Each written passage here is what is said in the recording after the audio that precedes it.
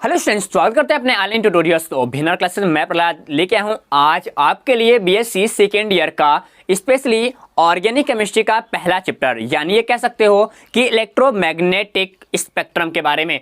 तो electromagnetic spectrum में हम पहली टॉपिक आज डील करेंगे आपके साथ यहाँ पे स्पेक्ट्रोस्कोपी कि स्पेक्ट्रोस्कोपी होता क्या है, इसकी शाखाएं क्या क्या है, इसकी स्टडी कैसे करते हैं, जो चैप्टर का बेस होने वाला है कि इसकी बिना जानकारी का हम चैप्टर को सही तरीके से नहीं समझ सकते हैं। तो चलिए आइए क्लास को स्टार्ट करते उससे पहले बता दे, यदि आप पहली बार विजिट कर रहे हैं चैनल पे तो चैनल को सब्सक्राइब करके बेल आइकन को प्रेस कर दिए ताकि ऐसे क्लास की वीडियो मैं लगातार आपको नोटिफिकेशन देता रहूं और आप शेयर करते रहिएगा, क्योंकि आपके साथ पढ़ने वाले स्टूडेंट्स यदि घर पे बैठे हैं तो उनको इस क्लास का बेनिफिट मिल सके, ऑलमोस्ट फ्री की बात करते हैं। तो चलिए आइए डील करते हैं छोटे छोटे टॉपिक को। सबसे फर्स्ट टॉपिक यहाँ से निकल के आएगा। पहले हम परिचय की बात करेंगे कि इसके इंट्रोडक्शन में क्या देखेंगे। इंट्रोडक्शन में ये देखते हैं स्टूडेंट, कहीं ना कहीं जो हमारा स्पेक्ट्रोस्कोपी दिखाई देता है या एक ब्रांच होती है, ये केमिस्ट्री की एक ब्रांच है, कह सकते हो रसायन विज्ञान की एक ब्रांच होती है। इस ब्रांच में हम क्या करते हैं, किसी भी वैद्युत चुंबकीय विकिरण मतलब इलेक्ट्रोमैग्नेटिक रेडिएशन की क्रिया किसी भी पदार्थ से होते हुए देखते हैं। क्या करते हैं, इलेक्ट्रोमैग्नेटिक की क्रिया। ध्यान देना, यहाँ पे EMR की बात कर रहा है। EMR इलेक्ट्रोमैग्नेटिक जो रेडिएशंस होते हैं ढेर सारे, ये ढेर सारे रेडिएशंस हैं, ये क्या करेंगे, किसी भी द्रव्य पे किसी भी पदार्थ पे क्या करते हैं, पड़ते हैं। किसी भी मैटर पे क्या करेंगे, पड़ेंगे। जब किसी भी मैटर पे पड़ते हैं तो टू केसेस होते हैं। क्या होते हैं, टू केसेस होते हैं। फर्स्ट केसेस में पूरा का पूरा ये जो EMR है, इलेक्ट्रोमैग्नेटिक रेडिएशंस हैं, ये पदार्थ जो होता है, मैटर होता है, वो एब्जॉर्ब कर लेता है। और दूसरे प्रोसेस में क्या होता है, यहां से रिफ्लेक्ट हो जाता है। क्या होता है, रिफ्लेक्ट हो जाता है। तो दो केसेस आपको दिखाई देंगे इस ऐसे क्रियाओं में कि जब कभी भी हमारा EMR मतलब इलेक्ट्रोमैग्नेटिक रेडिएशंस किसी भी मैटर पे पड़ता है तो उसके साथ दो क्रिया होती है, दो फंक्शंस होते हैं। फर्स्ट फंक्शंस क्या कहता है, इसमें जो हमारा ऊर्जा होता है, एनर्जी होता है, ठीक, जो ऊर्जा होती है वो अवशोषित हो जाती है, क्या होती है, एब्जॉर्ब हो जाती है, या फिर वो उत्सर्जित होती है, या फिर बाहर की ओर निकल जाती है। यदि जो बाहर की ओर निकल जाती है या अवशोषित होती है, पर्टिकुलर उसका एक नाम होता है, हम उसे सिंपल भाषा में क्या कहते हैं स्टूडेंट, यहाँ पे हम क्वांटा, ध्यान देना इस पॉइंट्स को कि यहाँ पे हम क्वांटा के नाम से उसको जानते हैं।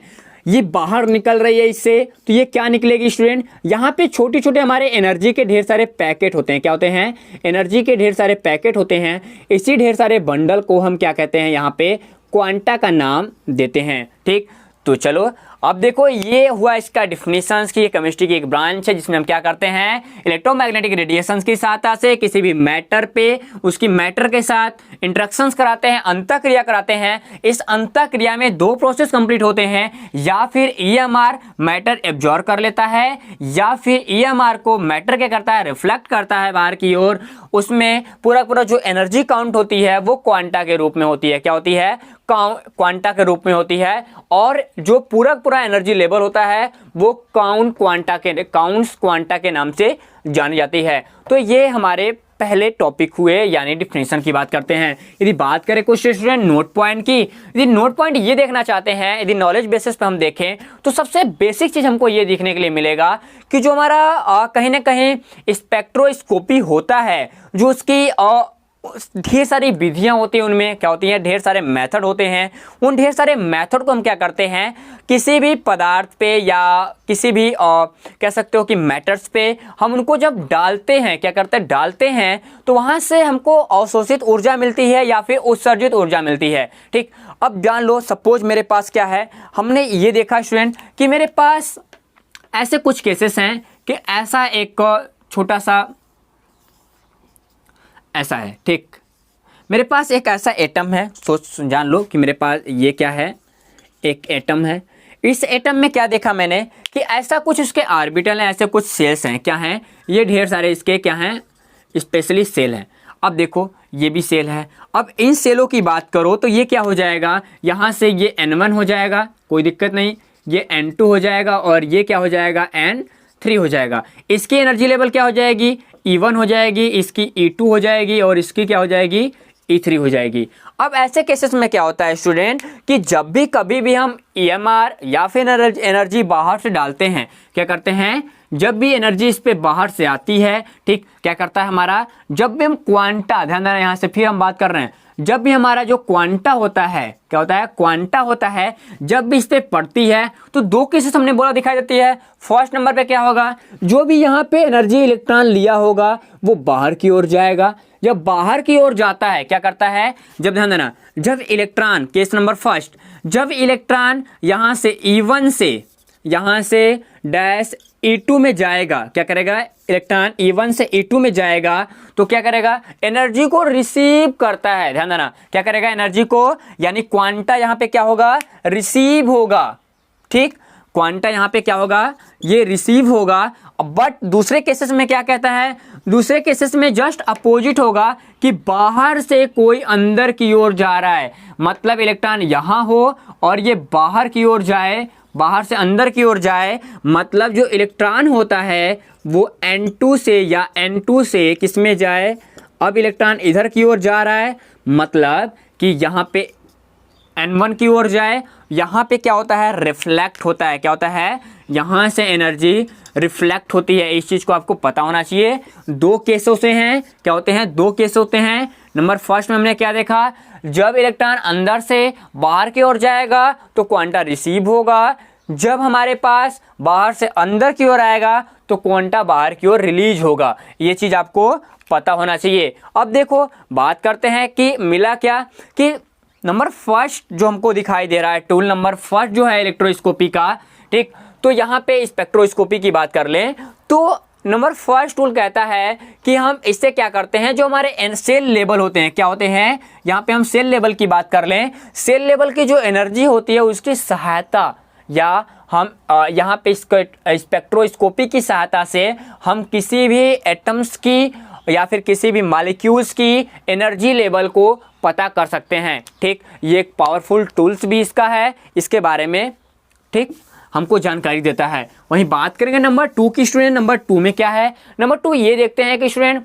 किसकी दो ब्रांच होती है, जो हमारा कह सकते हो स्पेक्ट्रोस्कोपी है, इसके 2 ब्रांच होते हैं। नंबर फर्स्ट में ये देखते हैं प्रैक्टिकली 2 ब्रांच है। पहले में ये देखते हैं कि जब कोई भी सिस्टम्स पे, क्या किसी भी सिस्टम्स पे जो उत्सर्जित या अवशोषित मात्रा होती है, या कह सकते हो कि यहाँ से एब्जॉर्ब और रिलीज विकिरण होती है, रेडिएशंस होती है, उसमें ऊर्जा कितना निकल रहा है, एनर्जी कितना निकल रहा है, उसकी बात करता है। दूसरा क्या करता है कि जो वहाँ पे जो हमारे पास यहाँ पे ढेर सारे रेडिएशंस या स्पेक्ट्रो निकल रहे हैं या स्पेक्ट्रा निकल रहा है, स्पेक्ट्रा का जो लाइन है या स्पेक्ट्रा की जो रेडिएशंस होती है उसकी तीव्रता क्या है। तो फर्स्ट नंबर पे हम क्या देखेंगे कि यहाँ से कोई भी मैटर है, समझना ध्यान से, यहाँ पे कोई भी मैटर है, ठीक, इन मैटर पे या इन मैटर द्वारा कितनी एनर्जी बाहर निकल रही है या कितनी एनर्जी इसमें अंदर आ रही है उसके बारे में जानकारी मिलेगी, ठीक, और कितनी एनर्जी इसमें इंटर की, ठीक, उसके मतलब मेन कह सकते हो कि यहाँ पे अवशोषित हो रहा है, यहाँ पे उत्सर्जित हो रहा है, ठीक, तो उन दोनों के बेसिस पे कितनी एनर्जी रिलीज हुई या लगी उनकी बात करेगा। दूसरे नंबर पे ये देखेगा कि सपोज मेरे पास यहाँ पे एनर्जी पड़ी, ठीक, यहाँ पे एनर्जी पड़ी, यहाँ से एनर्जी बाहर निकल रही है, रेडिएशन बाहर निकल रहे हैं, ठीक, ये एनर्जी के फॉर्म में है, तो इनका जो रेडिएशन बाहर निकल रहा है इसकी तीव्रता कितनी होती है, आई की बात करता है, इसकी तीव्रता होती कितनी है इसके बारे में जानकारी देता है हमारा स्पेक्ट्रोस्कोपी। वही बात करेंगे अगले नंबर की, तो अगले नंबर पे ये आता है स्टूडेंट कि जो किसी भी यौगिक की या किसी भी केमिकल की जो स्टडी होती है, स्टडी की या मॉलिक्यूलर स्टडी होती है, मॉलिक्यूलर स्टडी के लिए यहाँ पे इसको जो हमारा यहाँ पे स्पेक्ट्रोस्कोपी होती है ये एक विशेष जानकारी प्रदान करता है, ठीक। विशेष जानकारी का मतलब कैसे, देखो नंबर फर्स्ट हम देखेंगे यहाँ से कि जो हमारा यहाँ पे स्पेक्ट्रोस्कोपी होता है वो एक ऐसी विधि है या एक ऐसा मेथड है जिसमें काफ़ी कम समय लगता है रिजल्ट आने में, ठीक, नंबर फर्स्ट। दूसरा क्या है,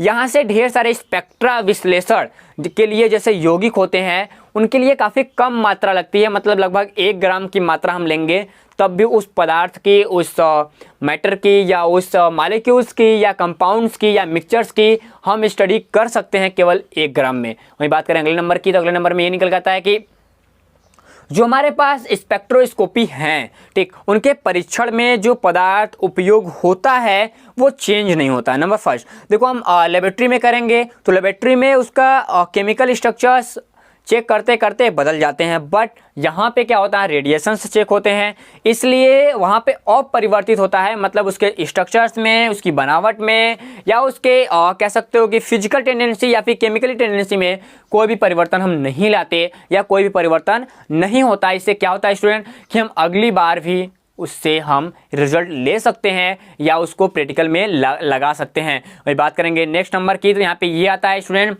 कि यहाँ से जो डिफरेंट टाइप्स के जो हमारे यौगिक होते हैं, कंपाउंड्स होते हैं, ऐसे कह सकते हो कि 2 या 2 से अधिक जो कंपाउंड्स होते हैं या 2 या 2 मोर कंपाउंड्स होते हैं, उनकी पहचान एक निश्चित करने के लिए हम इस विधि का काफ़ी ज़्यादा इंपॉर्टेंट करते हैं। मतलब मेरे पास ढेर सारे बीकर लगाए गए हों, क्या ऐसे ढेर सारे बीकर हो, यहाँ पे भी हो और यहाँ पे भी ऐसा एक बीकर हो, ठीक, तो कई ढेर सारे हमको बीकर लगाए गए हैं। इस बीकर में क्या, ये मान लो मेरे लिए ए हो गया, ये बी हो गया, ये सी हो गया, ठीक, हमको पता नहीं है कि इसमें कोई OH ग्रुप है, इसमें CHO ग्रुप है, ठीक, और इसमें COOH ग्रुप है, ये हमको बताया नहीं गया है। बट हम क्या करते हैं, यहाँ पे स्पेक्ट्रोस्कोपी की सहायता से हम बड़े आसानी से इनको हम अलग अलग छांट सकते हैं, अलग अलग लगा सकते हैं। ये पूरी की पूरी स्टडी हमारी जल्दी से कंप्लीट करता है, कम समय में, मतलब 1-2 घंटों में रिजल्ट आ जाएगा, काफ़ी कम समय उससे भी लगते हैं। और यहाँ सबसे बड़ी चीज़ है कि जो ये मात्रा ली जाती है वो 1 मिलीग्राम होती है। देखो ये बहुत बड़ी चीज़ है कि 1 मिलीग्राम में हम पूरा का पूरा मटेरियल के फंक्शंस तक, मतलब उसकी बनावट, उसके फिजिकल टेंडेंसी, केमिकली प्रॉपर्टीज, उसके बाद उसकी पूरी पूरी स्ट्रक्चर्स और उसका पूरा मेथड कह सकते हो कि पूरी कुंडली निकाल के रख देते हैं केवल कुछ मिनटों में। किसके माध्यम से, यही जो हमारा यहाँ पे स्पेक्ट्रोस्कोपी कहता है इसी के बारे में। तो देखो ये रहा सामान्य परिचय की बात किया मैंने। अभी हम नेक्स्ट क्लास लेके आते हैं आपके लिए इलेक्ट्रोमैग्नेटिक रेडिएशंस का, एक पावरफुल क्लास है, काफ़ी लंबा होगा वो, उसके बारे में हम जानकारी जुटाएंगे, ठीक। तो मिलते हैं नए वाले क्लास में, तब तक के लिए जय हिंद।